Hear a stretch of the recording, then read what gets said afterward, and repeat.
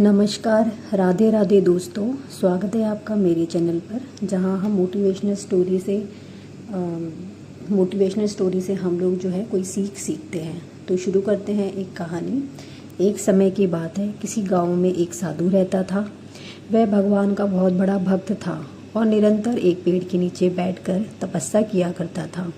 उसका भगवान पर अटूट विश्वास था और गांव वाले भी उसकी इज्जत करते थे। एक बार गांव में भीषण बाढ़ आ गई। चारों तरफ पानी ही पानी दिखाई देने लगा। सभी लोग अपनी जान बचाने के लिए ऊंचे स्थानों की तरफ बढ़ने लगे।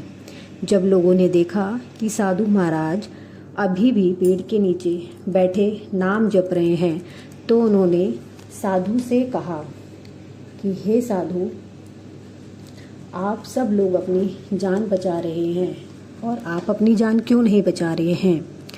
तब साधु ने कहा, तुम लोग अपनी जान बचाओ, मुझे तो मेरा भगवान बचाएगा। धीरे धीरे पानी का स्तर बढ़ता गया और पानी साधु की कमर तक आ पहुंचा। इतने में वहां से एक नाव गुजरी। मल्लाह ने कहा, हे साधु महाराज, आप इस नाव पर सवार हो जाइए, मैं आपको सुरक्षित स्थान पर पहुंचा दूंगा। नहीं, मुझे तुम्हारी मदद की आवश्यकता नहीं है, मुझे तो मेरा भगवान बचाएगा, साधु ने उत्तर दिया। नाव वाला चुपचाप वहां से चला गया। कुछ देर बाद बाढ़ और प्रचंड हो गई। साधु ने पेड़ पर चढ़ना उचित समझा और वहां पर बैठकर ईश्वर को याद करने लगा। तभी अचानक उन्हें गड़गड़ाहट की आवाज सुनाई दी। एक हेलीकॉप्टर उनकी मदद के लिए आ पहुंचा। बचाव दल ने एक रस्सी लटकाई और साधु को जोर से पकड़ने का आग्रह किया। फिर साधु बोला, मैं इसे नहीं पकड़ूंगा, मुझे तो मेरा भगवान बचाएगा। उनकी हट के आगे बचाव दल भी उनके बगैर ही वहां से चला गया। कुछ देर में पेड़ बाढ़ की धारा में बह गया और साधु की मृत्यु हो गई। मरने के बाद साधु महाराज स्वर्ग पहुंचे और भगवान से बोले, हे प्रभु, मैंने तुम्हारी पूरी लगन के साथ आराधना की, तपस्या की, पर जब मैं पानी में डूब कर मर रहा था तब तुमने मेरी जान बचाई क्यों नहीं? ऐसा क्यों प्रभु? भगवान बोले, हे साधु महात्मा, मैं तुम्हारी रक्षा करने एक नहीं बल्कि तीन बार आया।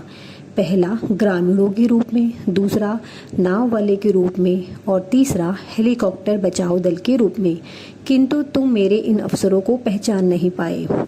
तो हमें इस कहानी से ये सीख मिलती है और शिक्षा मिलती है कि भगवान हर पल हमारे साथ हैं और हमारी रक्षा करते हैं। लेकिन जब हम मुसीबत में फंसे होते हैं तो शांत मन से भगवान के इशारे को नहीं समझते और धोखा खा जाते हैं।